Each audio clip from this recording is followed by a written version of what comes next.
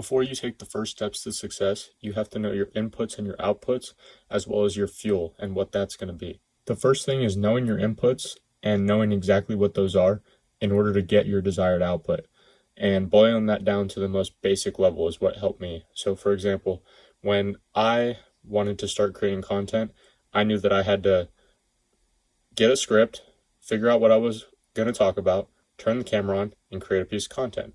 For you, if you want to start building your dream physique, you know that you need to put your shoes on, get in your car, and go to the gym. Whenever you figure that out, what your input output is, then you have to figure out why you're not already doing it. So people love the concept of mental masturbation, where they just plan. They watch all these motivational shorts, but they never put any action behind it. And I was the same way not too long ago. Like literally about 6 months ago, I was the exact same way. I wanted this big thing, this big vision. I said I wanted to make X amount per month. I wanted to have this body, but I never did anything about it. And it was only until I hated my current fucking situation and my current existence so bad, and I hated being that guy that talked all this shit about what he was going to do and never did anything.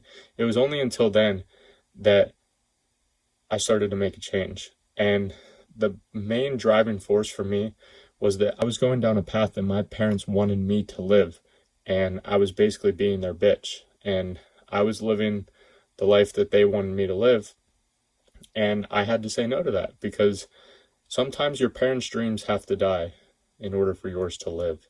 And if you remember my first couple of videos, they had a bit of a different scene to it. I was in my car, I was driving a lot, I was at a different place, and it was because I was such a bitch that I didn't even start creating content until I was moved out and living somewhere else other than my parents' house, because I didn't want to hear what they had to say about it.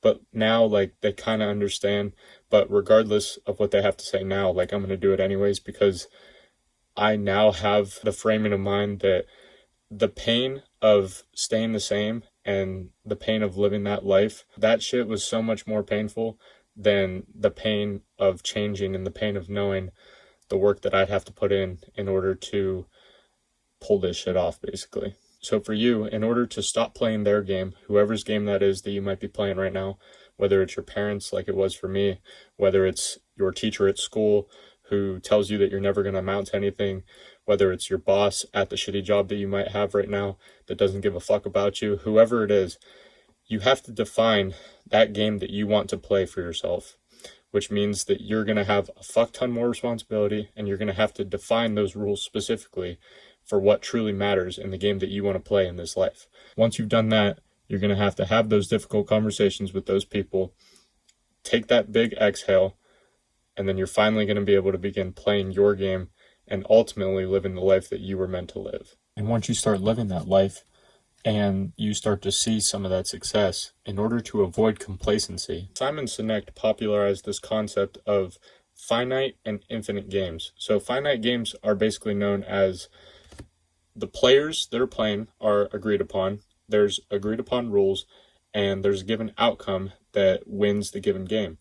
But an infinite game is where you have unknown players and unknown rules, and the only point of the game is to keep the game going.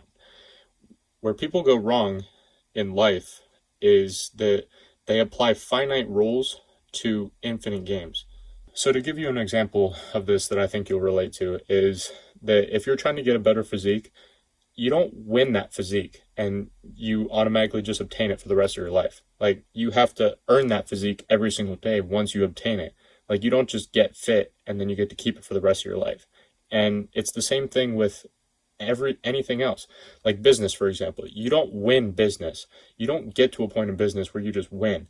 You have to keep going in order to stay in business. The goal of business is to stay in business, not to win business.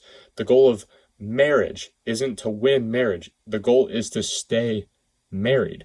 So if you imagine success as infinite game rather than a finite game, because the point of success is to continue doing the things that are making you successful, that are making you a better person, which means that you're still playing the game of ultimately becoming successful and becoming the best version of yourself, which means that you're winning by default, because you're still playing the game. That's why I've talked about creating a timetable for yourself and creating your 10 out of 10 ideal most productive day that's going to get you closer to your goals, and why I think you should make one, because my goal with mine is to live as many of those days consecutively as possible so that I can continue winning the infinite game of becoming the best version of myself.